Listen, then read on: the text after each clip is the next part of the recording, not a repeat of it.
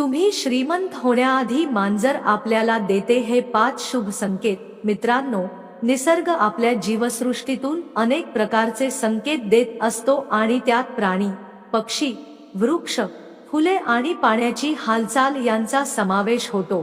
त्यापैकी मांजर हा एक असा प्राणी आहे ज्याच्या वर्तनातून अनेक पारंपरिक आणि लोकसमाजातील समजधारणांना जन्म मिळाला आहे आणि घरात मांजर येणे, त्याचे वावरणे, पिलांना जन्म देणे अथवा रडणे हे सर्व काही संकेत म्हणून पाहिले गेले आहे।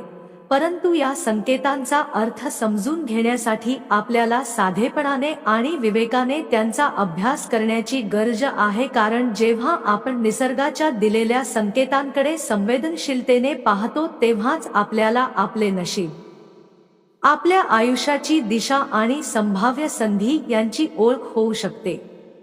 प्रथम आपण समजून घेऊया की मांजर घरात पाणी पीत असताना त्याचा काय अर्थ लावला जातो।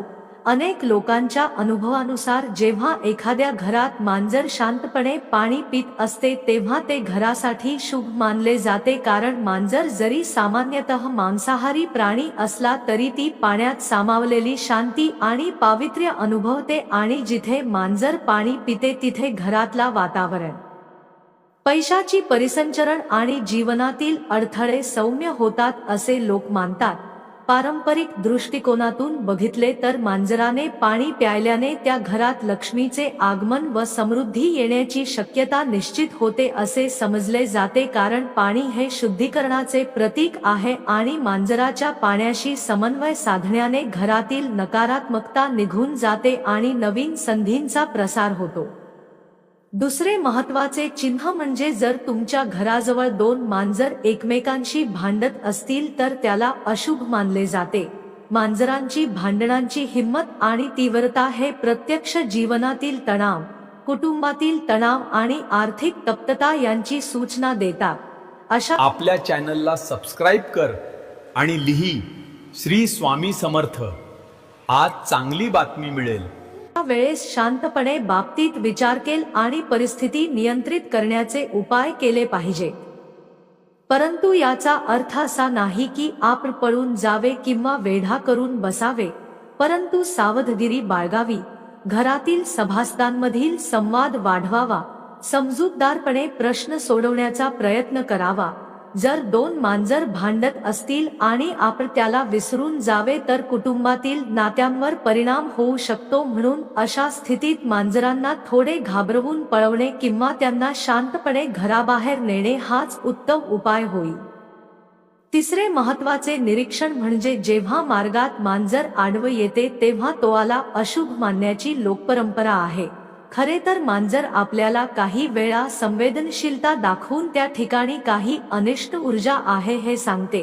त्यामुळे जर प्रवासाच्या वेळी मांजर अचानक आडवा आली तर थोडा वेळ थांबणे, दैविक नामस्मरण करणे किंवा शांतपणे एक घोट पाणी घेऊन पुन्हा पुढे निघणे फायदेशीर ठरते। हे अशा प्रकारे बघायला हवे की मांजर आपल्याला आधीच सतर्क करते आणि आपण जरी विज्ञानाच्या नजरेतून ते समजू शकत नाही तरी मनाची शांतता राखून असे छोटे उपाय केल्यास उपद्रव टाळता येऊ शकतो। चौथे आणि फार संवेदनशील चिन्ह म्हणजे मांजराचे रडणे।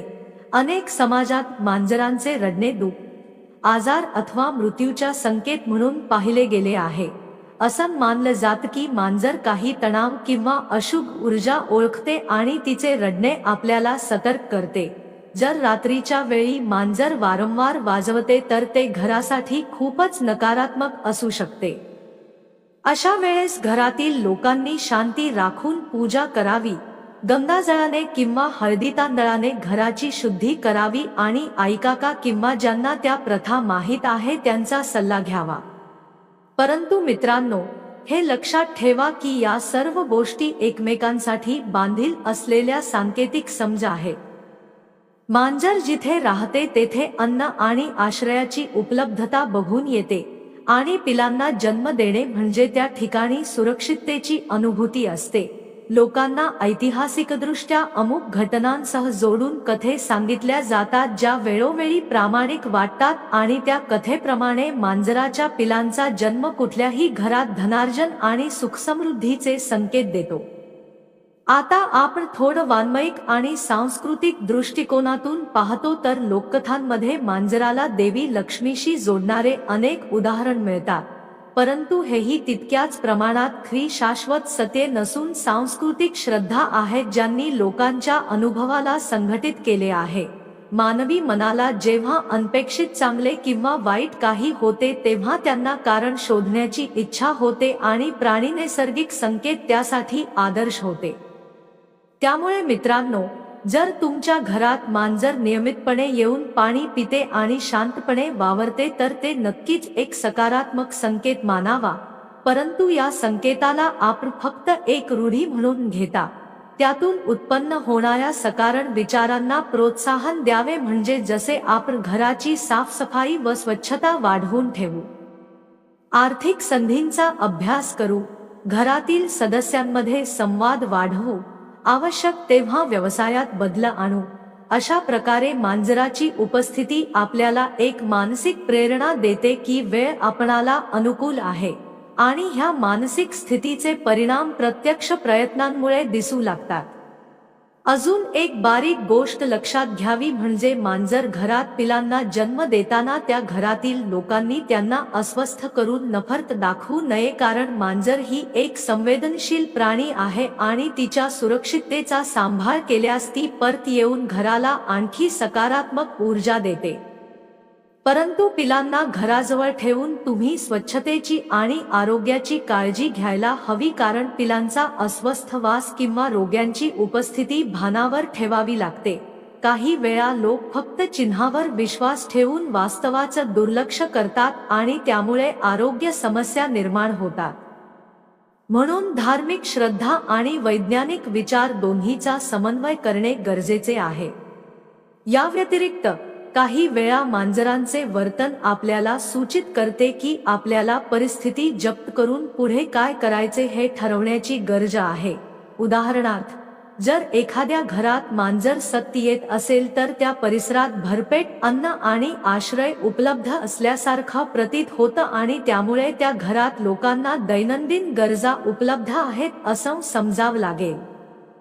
परंतु जर मांजर अचानक पळून जाईल आणि परत येणे थांबवेल तर आपल्याला आपल्या घराच्या वातावरणात काही बदल करणे आवश्यक आहे, म्हणजे घरामध्ये ऊर्जा ताजेतवाने करणारे उपाय करावे, स्त्रोत परिच्छेद करावा, देवालयात जाऊन पूजा करावी किंवा घरातील पाळीव प्राण्यांची काळजी अधिक नीट उचलावी. इतर पारंपरिक उपायांमध्ये काही लोक मांजराला पाण्याची थाळी ठेवून, तिला अन्न देऊन आणि थोडे गोडगार राखून तिच्या स्वागताने शुभकामना व्यक्त करतात. परंतु हे करताना आपल्याला हे लक्षात ठेवावे की जीवांना मानवी अन्न देणे अधिक चांगले असते आणि योग्य प्राणीखाद्य देणे सर्वांसाठी हितावह ठरते. आताच्या काळात विज्ञान आणि लोकपरंपरा यांच्यात समन्वय करणे आवश्यक आहे. जर एखाद्या घरात मांजर पाणी पिते आणि लोकांना अचानक आर्थिक फायदा होतो किंवा घरात आनंद येतो तर त्या संधीचा उपयोग जागरूक नियोजनाने करावा, म्हणजे आर्थिक सल्लागाराशी बोलणे, योग्य गुंतवणूक शोधणे, कुटुंबियांसह बैठक करून संपत्ती कशी वाढवायची हे ठरवणे इत्यादी. अखेरीचा मुद्दा म्हणजे विसंबून राहू नका. केवळ शुभचिन्हांवर प्रत्येक शारीरिक, आर्थिक आणि सामाजिक निर्णय विचारपूर्वक घ्यावा, पण मांजरासारख्या निसर्गांच्या सूक्ष्म संकेतांकडे लक्ष देणे हाच एक आनंददायी आणि अर्थपूर्ण जीवनशैलीचा भाग आहे. जर आपण संवेदनशीलतेने, नम्रतेने आणि विवेकाने या संकेतांना समजून घेतले तर ते आपल्या नशिबाला बदलण्यास मदत करतात आणि आपले लक्ष अधिक चांगल्या संधींकडे वळवतात. म्हणून मित्रांनो, घरात मांजर पाण्याचे प्यायला येते तर त्याचा आभारी मनाने स्वागत करा. जर भांडण दिसले तर शांततेने हाताळा, रडणे दिसले तर तत्काळ घराची शुद्धी करा आणि प्रवासात आडवं आल्यास थोडीशी तपासणी करा. अशा सूक्ष्म पद्धती आपल्या जीवनात संतुलन आणि समृद्धी आणू शकतात.